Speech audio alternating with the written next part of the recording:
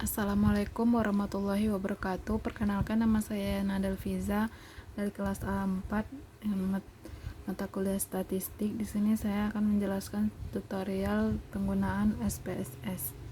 Yang pertama, di sini saya sudah ada menyiapkan data mentah sebanyak 51 kuesioner yang didapatkan. Y sama dengan tingkat kesehatan, X1 sama dengan makanan instan, X2 sama dengan pengawet buatan, X3 sama dengan pewarna buatan. Langsung saja kita ke soal yang pertama, yaitu uji statistik deskriptif.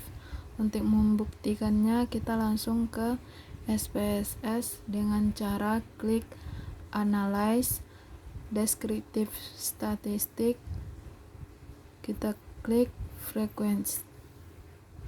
Nah, kita pindahkan ini sampai ke Y.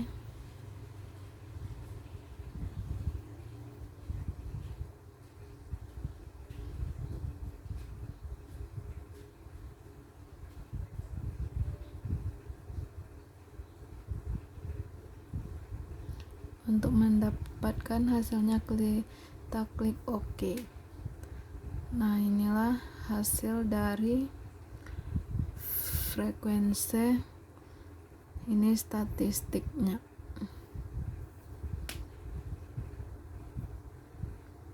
Begitu sampai ke Y. Untuk soal nomor 2, kita akan mencari tentang uji validitas person produk momen. DF sama dengan N kurang 2, 51 kurang 2 sama dengan 49. R tabel sama dengan 0,282. N adalah jumlah seluruh responden. Saya menggunakan alfanya yaitu 0,05. Untuk mencari korelasinya, kita langsung saja ke SPSS. Untuk membuktikannya, kita klik Analyze, kita klik Correlate, terus Reliability. Nah, ini kita pindahkan seperti tadi.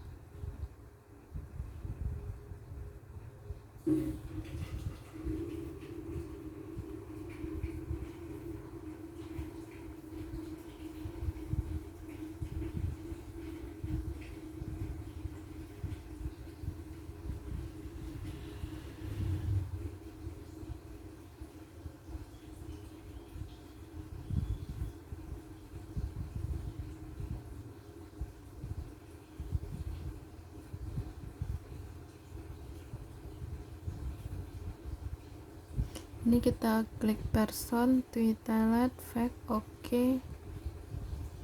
Nah, ketemulah jawabannya dari soal nomor 2 tadi, correlate dari X1 sampai Y.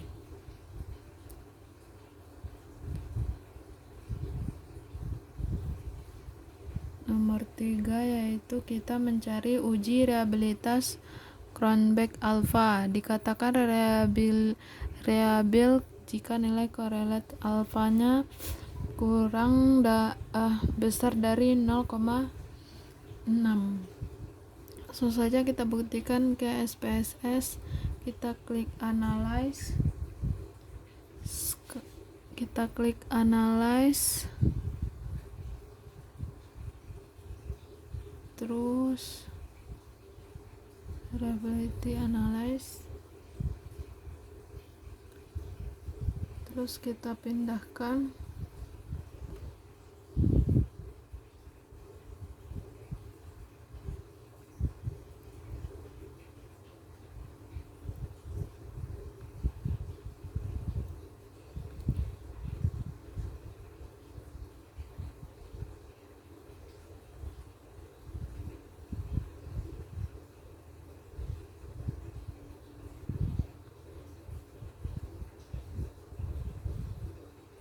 ininya alpha, klik OK.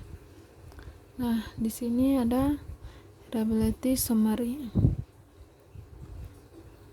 0,810 itu lebih besar daripada 0,6. Selanjutnya nomor 4, uji asumsi klasik. Yang pertama itu normalitas probability plot. Sebaran data dikatakan berdistribusi normal jika titik-titik sejajar dengan garis diagonal. Kesimpulannya tidak berdistribusi normal. Untuk menentukan gambar ini kita langsung saja ke SPSS. Untuk membuktikannya kita klik analyze, kita pilih regression, kita klik linear, terus dependent ini yaitu Y. Kalau independen ini X1, X2, X3. Kita klik plot, normal probability, continue, kita klik OK.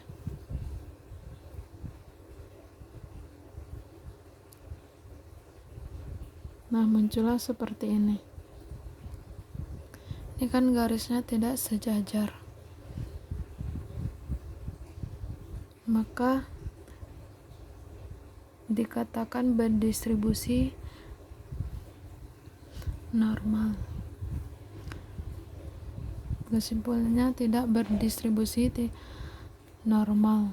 B-nya Kolmogorov-Smirnov test. Jika nilai signifikasi 0 besar 0,05 maka berdistribusi normal. Jika nilai signifikasi kecil 0,05 maka tidak berdistribusi normal.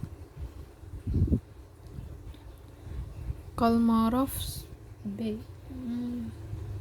Analyze regression. Untuk membuktikannya dari hasil di atas dapat kita simpulkan variabel distribusi normal. Kita klik analyze regression.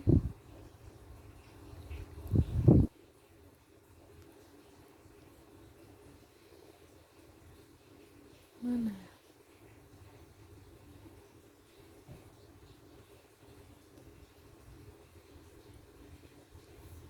Residual.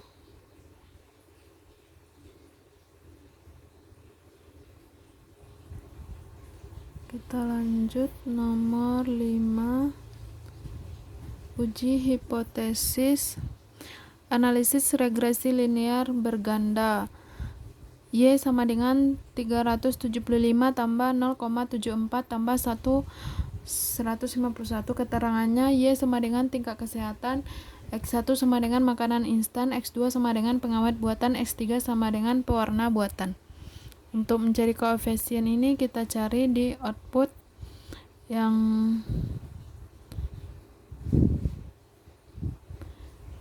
ini ada koefisien. Nah, di sini ada koefisien.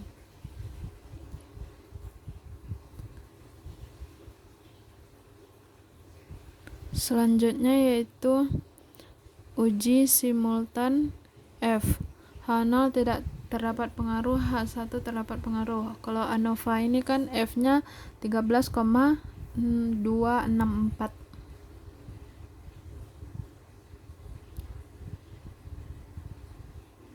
Kita cari ANOVA. Ini ANOVA-nya. Terus F hitung sama dengan 13,264. F tabel sama dengan DF 4 kurang 1 sama dengan 3. DF 51 tadi kuesionernya dikurang 4 sama dengan 47 sama dengan 1,67. Jika F hitung besar, F tabel H1 diterima. Jika F hitung kecil, F tabel H0 tidak diterima. F hitung besar, F tabel sebesar 13,264 besar dari 1,67, maka H0 ditolak dan H1 diterima, maka terdapat pengaruh. Uji koefisien determinasi R sama dengan 356 dikali 100% sama dengan 35,6%. Sebesar 35,6% variabel bebas memberikan pengaruh terhadap variabel terikat tingkat kesehatan, sedangkan 20,5% dipengaruhi oleh variabel lain yang tidak terdapat dalam penelitian ini. Model summary-nya kita lihat di output. Yang di sini sudah ada model summary-nya. Terus lanjut yang D, uji parsial T. X1 H0-nya tidak terdapat pengaruh makanan instan terhadap tingkat kesehatan secara signifikan. H1 terdapat pengaruh makanan instan terhadap tingkat kesehatan secara signifikan. X2 H0 tidak terdapat pengawet buatan terhadap tingkat kesehatan secara signifikan. H1 terdapat pengawet buatan terhadap tingkat kesehatan secara signifikan. X3 H0-nya tidak terdapat pewarna buatan terhadap tingkat kesehatan secara signifikan. X3 H1-nya terdapat pewarna buatan terhadap tingkat kesehatan secara signifikan. 51 kurang koefisiennya itu 51 kurang 4 sama dengan 47 sama dengan 1,678. T tabel sama dengan N kurang jumlah variabel 51. N sama dengan jumlah responden. Jika T hitung besar T tabel maka H1 diterima. Jika T hitung kecil T tabel maka H0 tidak diterima. Yang pertama, uji hipotesis variabel X1 terdapat terhadap Y. T hitungnya 537 kecil dari T tabel sama dengan 1,678. Kesimpulannya tidak terdapat pengaruh makanan instan terhadap tingkat kesehatan secara signifikan. Yang nomor 2 itu uji hipotesis variabel X2 terhadap Y. T hitung sama dengan 2,231 besar daripada T tabel sama dengan 1,678. Kesimpulannya terdapat pengaruh pengawet buatan terhadap tingkat kesehatan secara signifikan. Yang ketiga, uji hipotesis variabel X3 terhadap Y. T hitung sama dengan 3,379 B T tabel sama dengan 1,678. Kesimpulannya terdapat pengaruh pengawet buatan terhadap tingkat kesehatan secara signifikan. Koefisiennya dapat kita lihat di output berikut. Di sini sudah ada koefisiennya. Sekian dari saya. Assalamualaikum warahmatullahi wabarakatuh. Kemarin udah direkam di laptop tapi tidak terdeteksi, jadi saya harus mengulang kembali. Assalamualaikum warahmatullahi wabarakatuh. Mohon maaf, Bu.